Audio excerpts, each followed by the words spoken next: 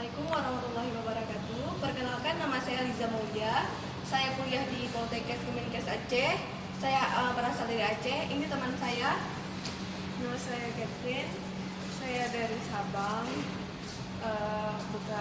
Ada kerja di sana, bantu toko. Penganut Penganut agama Buddha. agama Buddha.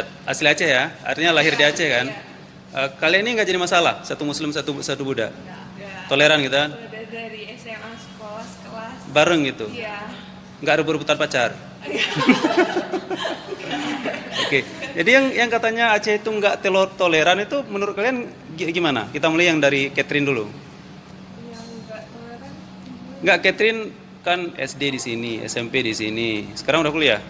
Enggak kuliah. Oh, nggak kuliah. Pernah ngerasain nggak apa namanya misalnya bully atau misalnya Enggak sih, karena kalau di Sabang kami tuh nggak ada kayak melihat ras atau suku gitu. kota bawah apa kota atas? Kota bawah. Kota bawah. Oke. Jadi belum pernah ngerasain yang negatif. Kamu ikut menindas minoritas nggak? Enggak lah, enggak. Nggak. Bagi kamu perbedaan itu apa?